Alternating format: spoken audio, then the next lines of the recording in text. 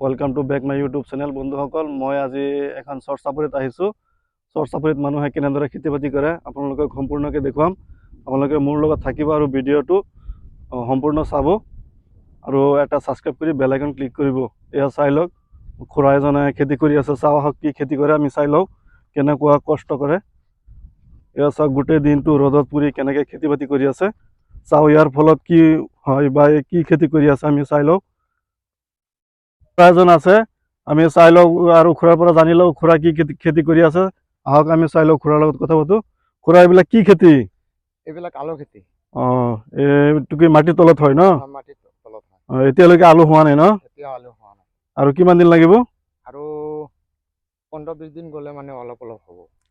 তেতিয়াহ'লে যদি আলু এতিয়া হোৱা নাই, যদি হ'লে হয় তেতিয়াহ'লে আমি আপোনালোকক দেখুৱালো হয়। এতিয়ালৈকে হোৱা নাই, সেইকাৰণে দেখুৱাব নোৱাৰিলোঁ।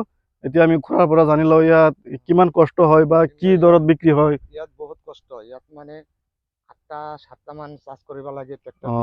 হাতটা তাৰপিছতে পটাছ সাৰ দিব লাগে, ইউৰিয়া সাৰ দিব লাগে, আৰু বহুত মেডিচিন লাগে ন? বহুত মেডিচিন লাগে। তারপরে ডিএপি দিব লাগে, তারপরে পরাটন দিব লাগে। এইবিলাক দি পেলাই মানে হালটো মাৰি পেলাই তাৰপৰে আলুটো বাইন কৰিব লাগে। যিমান খৰচ কৰে সেই অনুপাতে বিক্ৰী হয় নেকি, নে কম দামত বিক্ৰী হয়? সেই অনুমতে বিক্ৰী নহয়, কোনোবা বছৰ হয়। কোনোবা বছৰ মানে নহয়। 8 টকা 6 টকা বিক্ৰী হয়। তেতিয়াহ'লে বহুত লছ হয় ন? হয়। আৰু 10 টকা 12 টকা বেচিব পাৰিলে সেইটো মানে লাভৱান। এই খুৰা খেতি কৰে যেতিয়া খুৰা ভালকে জানে কেনেকুৱা কষ্ট হয়। কিন্তু আমি বজাৰত গৈ দাম দৰ কৰোঁ, বুজি নাপাওঁ কেনেকুৱা কষ্ট বা কি দিব লাগে, কি নিদিব লাগে। সেইকাৰণে খুৰাহে ভালকে বুজি পাই খুৰা খেতি কৰে। আমি বজাৰত যাওঁ আৰু দাম দৰ কৰোঁ বা কিনি লৈ আহোঁ। আৰু এইবিলাক কি খেতি আছে? এইবিলাক মাকৈ খেতি আছে। এইবাৰ মাকৈ খেতি এতিয়ালৈকে হোৱা নাই, আৰু কিছুদিন পিছত মাকৈ হ'ব। তেতিয়াহ'লে আপোনালোকক আৰু ভালকে দেখুৱাব পাৰিম।